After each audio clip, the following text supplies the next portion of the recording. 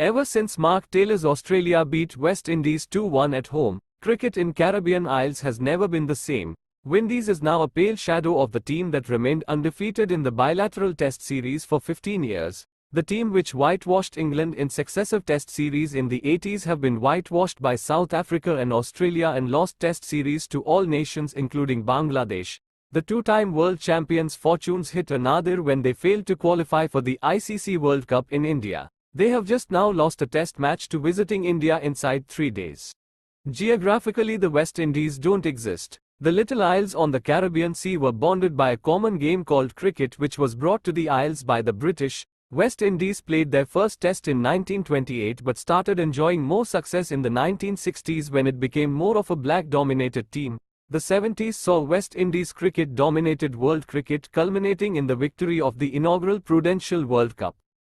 West Indies produced some of the greatest cricketers: Sir Gary Sobers, Sir Viv Richards, Everton Weekes, Wes Hall, Malcolm Marshall, Gordon Greenidge, Michael Holding, Joel Garner, to name a few. The country still produces talented cricketers, but franchisee cricket has lured them away from playing cricket for West Indies. Super Cat Clive Lloyd turned around the destiny of West Indies cricket. He captained the West Indies to the world title in 1975. The shift from spin-oriented medium-pace attack to fast bowling was revolutionary. West Indies terrorized the world with their array of fast bowlers. Under Lloyd, West Indies built an aura and went on to remain undefeated for the next 2 decades. With no restriction on bouncers in the 70s, the pace attack led by Andy Roberts and Michael Holding was frightening. Nicknamed Whispering Death, Michael Holding destroyed batters with sheer pace. Andy Roberts was deceptively quick and had a wicked bouncer. They extracted life from benign pitches. Big Bird Joel Garner was a gentle giant with toe-crushing yorkers and steepling bounce. When in the mood, Garner was unplayable and famously knocked out England in the Prudential World Cup final. He was in peak form during the early 80s when he destroyed England and Australia. The fiery Malcolm Marshall was a complete fast bowler who could side through any batting lineup. He could swing the ball at pace and had a mean bouncer. With a quick arm, action and angular rum-up, Marshall was hard to pick. He was in terrific form during the 1983 Test series against India and carried that form to Australia. Some of his great bowling spells came against England. He was at his peak for 3 years between 1983 and 86, during which he was a nightmare for the batters.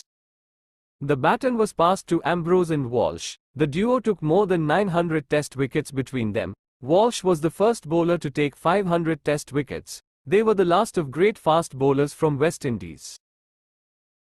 Sir Gary Sobers was a multifaceted cricketer. He could bowl spin, medium pace and could bat. He was also an excellent fielder. He was the first superstar cricketer from the Caribbean islands.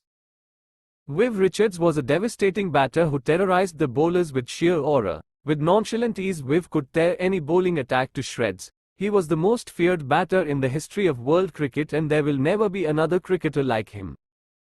As West Indies hit a new low in early 2000, the lone bright spot was provided by the brilliant Brian Charles Lara. He was the best batter of his generation and was the first one to score 400 runs in Test cricket. With nimble footwork and dazzling strokes, Lara's batting was a sight to behold. Chris Gayle, Kieron Pollard and Andre Russell represent the new generation of cricketers from Windies who have made their mark in world cricket. But they ply their trade as mercenary cricketers in T20 leagues around the world. Cricket is no longer the most popular sport in the island countries. The cash-strapped cricket board is stretched to pay salaries to cricketers who find it lucrative to play franchisee cricket. The best cricketers don't find any pride in playing for the West Indies. Cricket is dying in the Caribbean Isles.